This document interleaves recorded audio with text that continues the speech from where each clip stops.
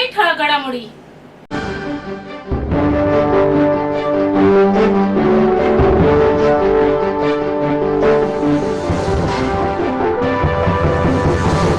जागतिक आदिवासी दिनानिमित्त ठाणे शहरातील समस्त आदिवासी समाज बांधवांच्या वतीने ठाणे शहरात भव्य मोटारसायकल रॅली शोभायात्रेचे आयोजन करण्यात आले होते.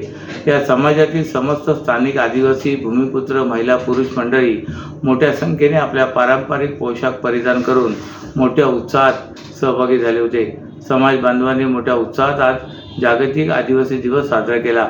यावेळी उपस्थित समाज बांधवांनी क्रांतीसूर्य वीर बिरसा मुंडा यांच्या प्रतिमेला पुष्पहार अर्पण करून अभिवादन केले. आदिवासी समाजाची कला साता समुद्रापार पोहोचली आहे.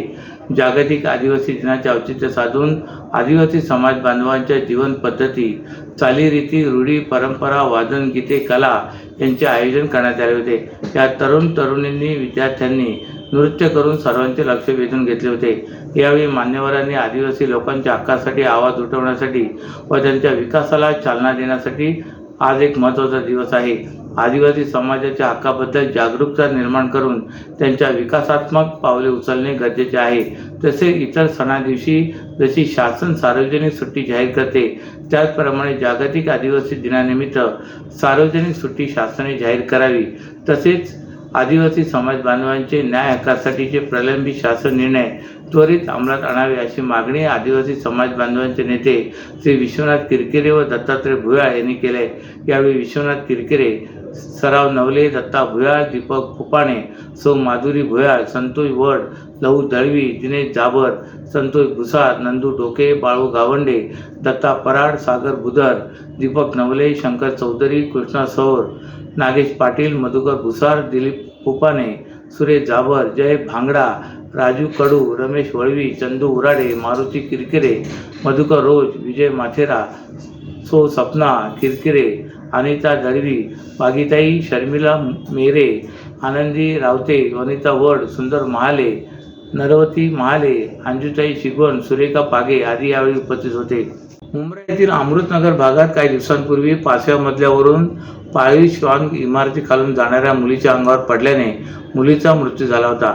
या प्रकरणी मुलीच्या आईने मुंब्रा पोलीस ठाण्यात तक्रार दाखल केल्यानंतर झहर सय्यद याला मुंब्रा पोलिसांनी अटक केले. श्वान 5व्या मजल्यावरून नेमके कसे पडले याचा तपास पोलीस करत आहेत. अमृतनगर येथील दर्गा रोड परिसरातून सना बानो शेख ही तिच्या आईसोबत एका इमारतीखालून पायी जात होती. त्याचवेळी इमारतीच्या 5व्या मजल्यावरून एक श्वान थेट सना बानो हिच्या अंगावर पडले. या घटनेत तिच्या डोक्याला मार लागल्याने ती गंभीर जखमी झाली. तिला ठाणे महापालिकेच्या कळवा येथील छत्रपती शिवाजी महाराज रुग्णालयात उपचारासाठी दाखल केले होते, परंतु तिचा मृत्यू झाला. या विचित्र घटनेनंतर संपूर्ण शहरात खळबळ उडाली होती. या घटनेचे चित्रीकरण देखील समाज माध्यमांवर प्रसारित झाले होते. अखेर मुलीच्या आईने या प्रकरणी मुंब्रा पोलीस ठाण्यात तक्रार दाखल केल्यानंतर पोलिसांनी श्वान मालक झहर सय्यद याला अटक केली आहे. तर या घटनेत पाळीव श्वानाला देखील गंभीर दुखापत झाली आहे. श्वान मालकाने त्याच्या इमारतीच्या गच्चीवर काही श्वान पाळले आहेत. त्यांच्याकडे श्वानाचा परवाना आहे का, तसे हे श्वान कसे पडले याचा तपास पोलीस करतायत. केवळ सिगारेट देण्यास नकार दिल्याने पान टपरी असणाऱ्या विष्णू कवटी कवार याच्या डोक्यावर आणि पायावर फटके मारून त्याचा खून करणाऱ्या अनिकेत गायकवाड आणि सलमान खान या दोघांना कापूरवाडी पोलिसांनी अटक केले. या दोघांनाही 9 ऑगस्टपर्यंत पोलीस कोठडीत ठेवण्याचे आदेश ठाणे कोर्टाने दिले. ठाण्याच्या कोलशेत रोडवरील आझादनगर कवटी कवार भागात यांचे पानटपरीचे दुकान आहे. 5 ऑगस्ट रोजी रात्री 8:30च्या सुमारास विष्णू यांच्या पानटपरीवर आरोपी अनिकेत याने शिवीगाळ करीत सिगारेटची त्याच्याकडे मागणी केली होती. त्यामुळे त्याने ती देण्यास नकार दिला. याचाच राग आल्याने त्याच्या डोक्यावर आणि पायावर अनिकेत आणि सलमान या दोघांनी लाकडी बांबूने जोरदार प्रहार करून त्याला जखमी केले होते. वडिलांवर झालेल्या खुनी हल्ल्याबाबतची तक्रार विष्णू याचा मुलगा महेश कवटी कवार याने कापूरबावडी पोलीस ठाण्यात दिली होती. या प्रकरणी आधी खुनाचा प्रयत्न असा गुन्हा दाखल झाला होता. त्यानंतर हा खुनाचा गुन्हा दाखल झाला. हा गुन्हा दाखल झाल्यानंतर अवघ्या 2 तासांमध्ये पोलिसांनी या दोन्ही आरोपींना अटक केली आहे. महाराष्ट्रातील भगिनींना आधार देणारी राज्य शासनाची मुख्यमंत्री माझी लाडकी बहीण योजना. या योजनेअंतर्गत अल्प उत्पन्न गटातील 21 ते 65 वयोगटाच्या भगिनींना मिळणार दरमहा 1500 रुपयांची मदत.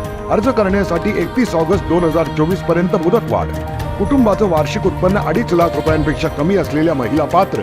कुटुंबाकडे पिवळं किंवा केशरी रेशन कार्ड असल्यास उत्पन्नाचा दाखला आवश्यक नाही. पांढरं रेशन कार्ड असेल किंवा रेशन कार्ड नसेल तर कुटुंबाचं वार्षिक उत्पन्न 2.5 लाखांपेक्षा कमी असल्याचा दाखला आवश्यक. योजनेसाठीचा ऑनलाईन अर्ज नारी शक्ती दूत ॲप वरून किंवा पोर्टलवर भरता येईल.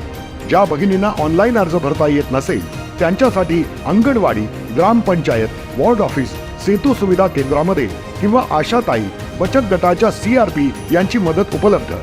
आता आपल्याला अभिमानानं म्हणता येईल, सुखी आणि सुरक्षित आहे माझी लाडकी बहीण.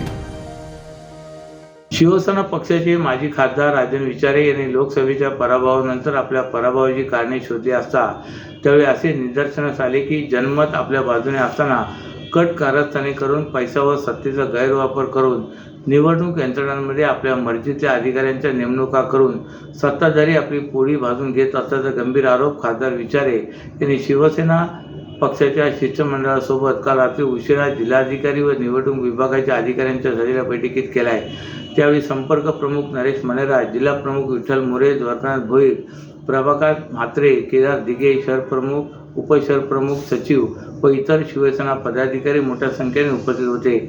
या उपस्थित केलेल्या मुद्द्याचे स्पष्टीकरणासाठी अधिकृत पुरावे निवडणूक विभागाकडे असल्याने याची पडताळणी करून त्यांनी याचे स्पष्टीकरण देऊन शंका दूर करावी अशी मागणी भारत निवडणूक आयोग व ठाणे निवडणूक अधिकाऱ्यांकडे करण्यात आले.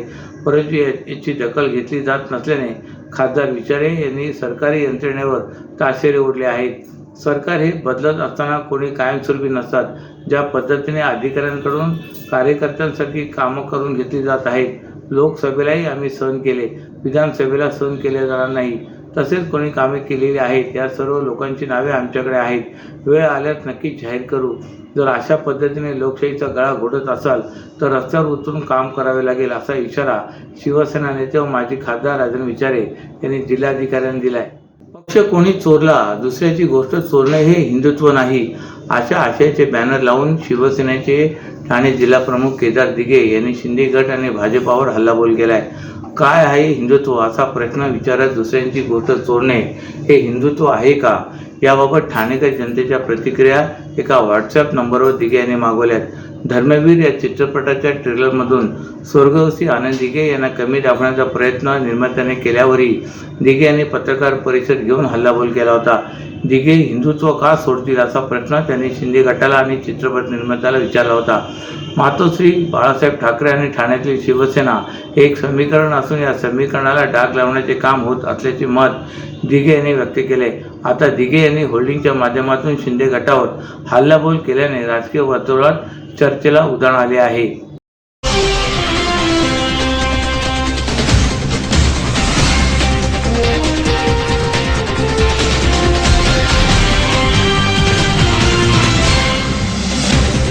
तर या होत्या आजच्या काही ठळक घडामोडी. तर पुन्हा भेटू याच वेळी याच ठिकाणी. ठाणे दर्पण या वृत्तवाहिनीचे प्रसारण YouTube वर पाहायला विसरू नका.